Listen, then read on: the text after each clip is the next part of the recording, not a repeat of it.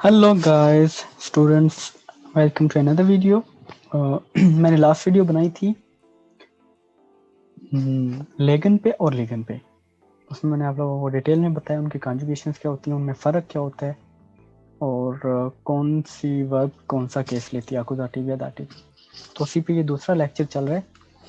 जिस सेट्सन ओदा जिट्सन मतलब बैठना या बैठे होना। ठीक है, इनके सबसे पहले हमेशा की तरह पहले हम इनके करेंगे verb conjugations. ठीक है, sich setzen und sitzen। बहुत आसान है, फर्क छोटा सा है, वो समझ आ गया तो ये वर्ब हमेशा आप लोगों को जो है ना क्लियर हो जाएगी। ich, du, er, sie। के इस तरह करते हैं, या थर्ड पर्सन को हम एक साथ में लिखते हैं, सिंगुलर और एस। फिर आ जाएगा ईयर आपका, और ईयर मतलब तुम सबका, और जी आपका या आप सबका, और विया हमारा। ठीक है, ich, du, er, sie, es, ihr, sie und wir। चलें, ich setze mich, ich setze mich, du setzt dich। देखें, अब यहाँ पे कुछ लोग जो है ना बहुत गलती करते हैं कि ये जेटसन में जो इसकी कंजुगेशन होती है वो क्या होती है, मतलब कि जेड आ रहा है और एस भी आ रहा है। ठीक है, तो कुछ क्या होता है कि बोलने में आपको लगता है कि शायद यहाँ पे एस आएगा या एस नहीं आएगा। तो मैं सिंपल सी आपको जो है ना तो ये बताऊंगा इसका कि जेटसन की जो कंजुगेशन होती है बहुत आसान होती है। दो के लिए हमेशा याद रखना है कि जब जब भी जेड या एस टी, तो ये दोनों जो है ना एक अजीब आवाज़ निकालेंगे। जर्मन लैंग्वेज में इस तरह कभी नहीं होता कि जेड भी हो और एस भी हो। तो जब भी जेडसन की होगी आपको क्या करना है, जेड खत्म कर देना। तो क्या रह जाएगा पीछे, सॉरी जेड नहीं एस खत्म करना है, पीछे रह जाएगा आपका। क्योंकि देखें अगर जेड आप जेड भी लगा देते हैं और एस भी लगा देते हैं तो वो कुछ और ही बन जाएगा, जेड और टी। जेट्स्ट, डू जेट्स दिश। ठीक है, और ये रिफ्लेक्सिव वर्ब भी है ना। और रिफ्लेक्सिव वर्ब क्या होती है, जिसमें आपके एक्शन का आप पर फर्क पड़ा होता है या आपके साथ डायरेक्टली उसका ताल्लुक होता है। क्योंकि जब भी आपने बैठा तो आप ही बैठेंगे ना यार, किसी और को आप बिठा तो नहीं ना सकते। जिस तरह मैं आपसे कहूँ, देखें कि आप बैठ जाएं तो इसमें आप ही बैठेंगे ना। तो जो रिफ्लेक्सिव होती है ये क्या करती है, सिर्फ एक्शन को रिफ्लेक्स कर रही होती है कि एक्शन कौन कर रहा है। ये बात हमेशा बस याद रखनी है। रिफ्लेक्सिव आसान है, इस पर कभी हुआ तो मैं बनाऊंगा। मतलब जिस तरह इश वाशे मिश, मतलब मैं खुद जो है ना धो रही हूँ, खुद धो रही हूँ।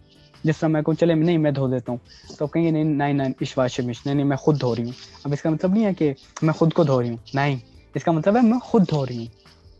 ठीक है, इश वाशे मिश मतलब मैं खुद धो रही हूँ, ये नहीं कि मैं खुद को धो रही हूँ। और इश जेड से मिश मतलब मैं खुद बैठ रही हूँ, आपको जरूरत नहीं है मुझे बिठाने की। हाँ, अगर कोई इंसान माजूर है और मैं आपसे कहूँ आप उसे बिठा दें, तो फिर ये नहीं हो सकता कि वो खुद बैठा है, इसका मतलब है उसे कोई बिठा रहा है ना। तो फिर उसमें क्या होगा, रिफ्लेक्सिव वर्ब थोड़ी सी चेंज हो जाएगी। जब आप कहेंगे कि इश सेट से मिश मैं खुद बैठती हूँ, जिस तरह मैं कहूँ चले मैं आपको जो है ना हेल्प कर देता हूँ, तो आप कहेंगे नाइन नाइन इश सेट से मिश मैं खुद बैठती हूँ, खुद बैठती हूँ, मैं खुद धोती हूँ। अब इनका ये कभी नहीं करना कि जेड से मिश मैं खुद को बिठा रहा हूँ। आप ये भी कर सकते हैं, लेकिन धोने में अगर आप लोग इस तरह आकुजाटी यूज करेंगे तो वो गलत हो जाएगा कि इश वाशे मिश मतलब मैं धो रही हूँ खुद को, नहीं, उसका मतलब होगा इश वाशे मिश मैं खुद धो रही हूँ। वो रिफ्लेक्स करता है आपके ऊपर ट्रांजिशन। ठीक है, एस सबको पता है, जेट्स्ट और आगे वही एस ई से हा सिश। ईयर के लिए सबसे आसान, ईयर निकालने के बाद रह जाता है टी, सिंपल ये लग गया। ईयर के लिए हो जाता है हमारा ओइश, और जी होता है आपका पूरी verb infinitive Jetson und sich। Wear के लिए भी जेटसन, दो या दो से ज़्यादा, उसके लिए हम क्या यूज़ करते हैं हमेशा इन्फिनेटिव फॉर्म, या जेटसन वियर जेटसन uns। ठीक है, ये थी रिफ्लेक्सिव जो जिश जेटसन है, और जो दूसरी वर्ब है जिटसन, इस जिट से मतलब मैं बताता हूँ, इस जिट से मैं बैठी हुई हूँ, दो जिट्स्ट तुम बैठे हुए हो, एयर जी एस जिट्स्ट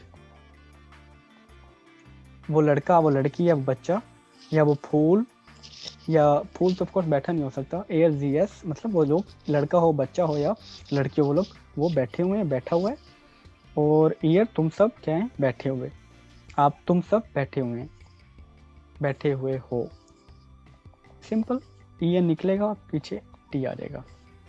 और आगे था वियर का, था वियर का भी पूरा आ जाता है जिटसन, और जेटसन का भी पूरा क्या कहते हैं उसका जी आप या आप सबके लिए भी हमेशा पूरा आता है। ठीक है, ये तो थी इसकी सिंपल सी कॉन्जुगेशन के जिटसन और जिश जेटसन, बैठना और बैठे होना। ठीक है, चलें अब इस पर थोड़ी सी इंजीनियरिंग करते हैं। जिश जेटसन और जिटसन। चलिए मैं आपसे एक क्वेश्चन पूछता हूँ, आप लोगों ने खुद दिमाग में जो है ना उसका आंसर सोचना है।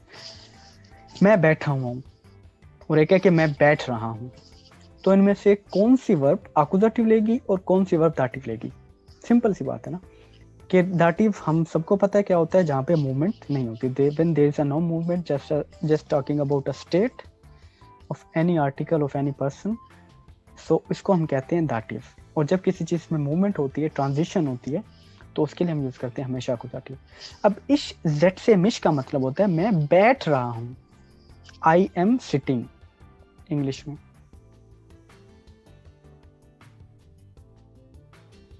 ठीक है, या मैं बैठ रहा हूं, मैं बैठ रहा हूं। ठीक है, आप आए हैं मेरे पास और मैं कहता हूं आप बैठ जाएं, तो वो होगा जिश जेटसन, जेटसन जी जिश, आप प्लीज तशरीफ रखें, बैठ जाएं, मूवमेंट। ठीक है, मैं आता हूं दूसरा केस, और आप ऑलरेडी जो है ना कि कुर्सी पर बैठे हुए हैं, तो नॉर्मली जर्मनी में तो ये कहते हैं ओके जिट्सन ब्लाइबन, बैठे रहो, जिट्सन ब्लाइबन। लेकिन मैं आपको दूसरी एग्जांपल देता हूँ कि जिट्सन की।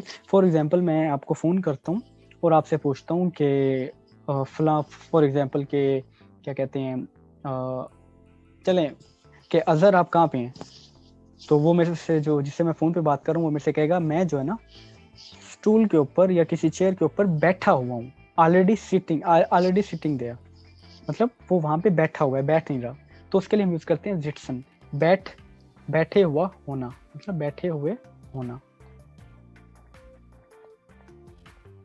Already sitting.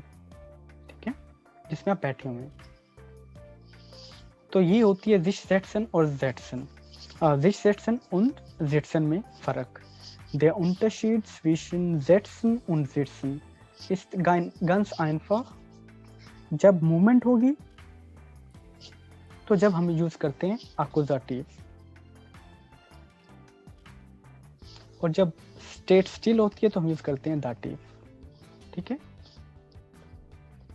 ये होती है जिश जेटसन और जिटसन, बैठे होना और बैठना, बैठना